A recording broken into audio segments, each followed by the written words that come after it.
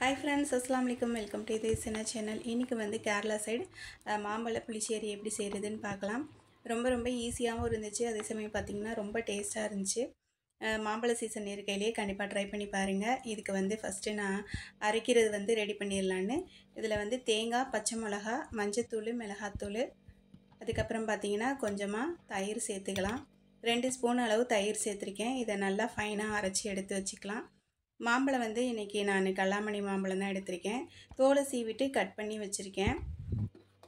இப்போ வந்து அடுப்பில் வந்து மண் சட்டி வச்சுட்டு 2 டம்ளர் அளவு தண்ணி சேர்த்துருக்கேன். தண்ணி சேர்த்துட்டு நம்ம கட் பண்ணி வச்சுருக்க மாம்பழத்தையும் சேர்த்துட்டு 2 ஸ்பூன் அளவு நாட்டு சர்க்கரை எடுத்து தண்ணியில் கரைச்சி வச்சுருக்கேன். அதையும் இது கூட சேர்த்துக்கலாம். வெல்லம் இருந்தால் கூட நம்ம சேர்த்துக்கலாம். இப்போ இது நல்லா கொதிக்கணும். 1 ஸ்பூன் நெய் சேர்த்துருக்கேன். நெய் வந்து ஆப்ஷன் தான். நெய் வாசம் பிடிக்கிறவங்க சேர்த்துக்கலாம், இல்லைனா ஸ்கிப் பண்ணிடுங்க. இந்த மாம்பழம் வந்து நல்லா சாஃப்டாக வேகிற அளவு நல்லா வேகட்டும். இது நல்லா வெந்ததுக்கு அப்புறமா நம்ம அரைச்சி வச்சுருக்க விழுதை சேர்த்துக்கலாம். இதில் வந்து தேங்காய், பச்சை மிளகாய், மஞ்சள், மிளகாத்தூள், தயிர் சேர்த்து அரைச்சிருக்கேன். அதையும் இது கூட சேர்த்துட்டு நல்லா கொதிக்க விட்டுடலாம். இப்போ இதுக்கு வந்து ஒரு தாளிப்பு கொடுத்துடலாம். 1 ஸ்பூன் நெய் சேர்த்துருக்கேன். நெய் வாசம் பிடிக்கிறவங்க நெய் சேர்த்துக்கலாம், இல்லைனா ஆயில் சேர்த்துக்கோங்க.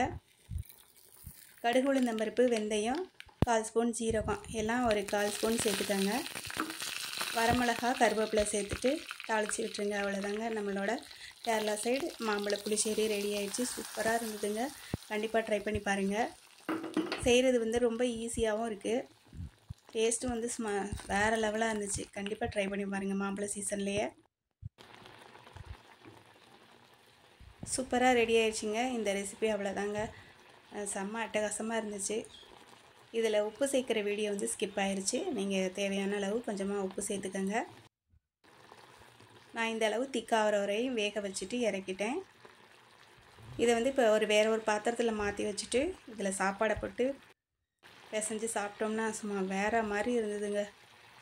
சான்ஸே இல்லை, அவ்வளோ ருசியாக இருந்தது.